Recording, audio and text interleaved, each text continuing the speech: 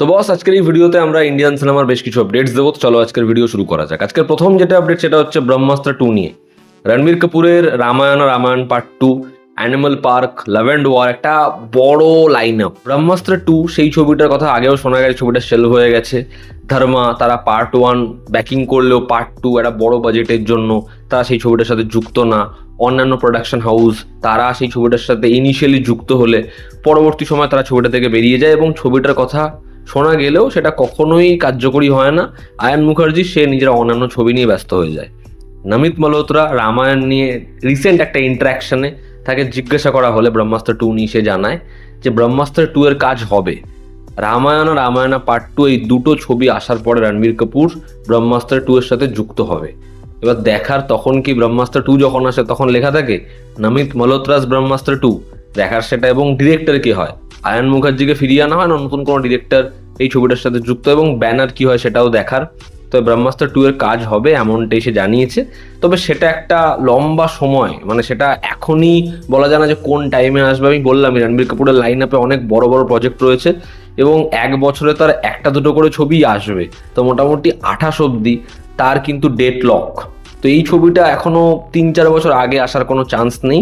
তবে আপডেট হচ্ছে এটাই, যেটার জন্য তার ফ্যান্সরা অনেক দিন ধরে অপেক্ষা করছিল। ব্রহ্মাস্ত্র 2 হবে, এটা নমিত মালহোত্রা জানিয়েছে।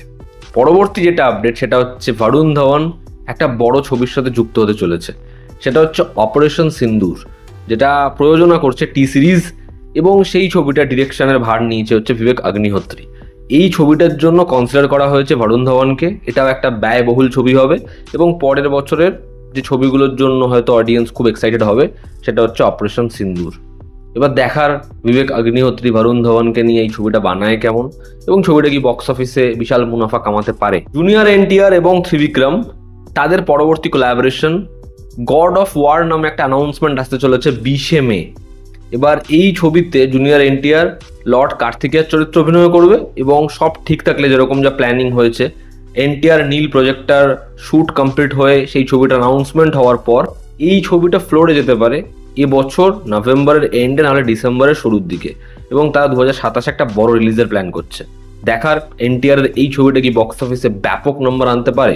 নিধি দত্তা, জেপি দত্তার এই যে বর্ডারের যে ইউনিভার্স সেটাকে সে কন্টিনিউ করতে চলেছে। বর্ডার 2 এর সাকসেসের পর এই বর্ডার ছবির একটা ক্যারেক্টার, সম্ভবত বরুণ ধাওয়ানের যে ক্যারেক্টার, তার একটা স্পিন অফ বানাতে চলেছে হচ্ছে নিধি দত্তা। এবার বর্ডারের এই যে ফ্র্যাঞ্চাইজি তার বহু এমন ক্যারেক্টার নিয়ে ইন্ডিভিজুয়াল গল্প তারা নিয়ে যেতে পারে।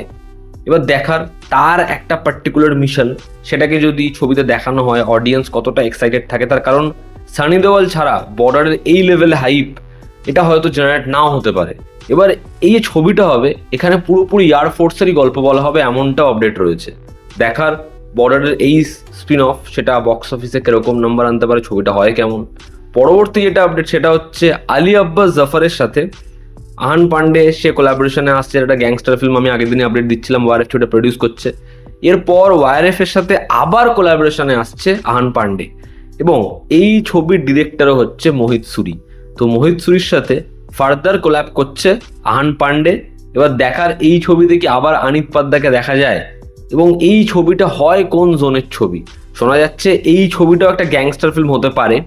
এবার মোহিত সুরি যে গ্যাংস্টার ফিল্মের প্ল্যান এতদিন ধরে করছিল, যেটা হচ্ছে একজন এ লিস্টারকে নিয়ে, সম্ভবত সেটা রণবীর কাপুর, সেই ছবিটাই কি এটা না একদম অন্য একটা ছবি। তার কারণ মোহিত সুরির পরপর যে ছবিগুলো, এখন তার আরো দুটো প্রজেক্ট কিন্তু ওয়ারএফ এর সাথেই। দেখার আহান পান্ডে এবং মোহিত সুরির এই কোলাবোরেশন কি লেভেলে অডিয়েন্সকে মজা দেয়, আবার কি রেকর্ড ব্রেকিং বিজনেস করতে পারে। এবং আজকের অন্তিম যেটা আপডেট, কার্তিক আরিয়ান এবং লভ রঞ্জন তারা প্যার কা পঞ্চনামা 2, সোনু কি টিট্টু কি সুইটি এই ছবির পর আবার একটা রোম্যান্টিক কমেডি ছবিতে ফিরতে চলেছে। এই দুজনকে আবার আমরা একসাথে কাজ করতে দেখব। এবার এর আগেও শোনা গেছিল তারা প্যার কা পঞ্চনামা 3 নিয়ে ভাবছে, আবার এমনটাও শোনা গেছিল তারা একটা স্ট্যান্ডলোন ছবি ভাবছে।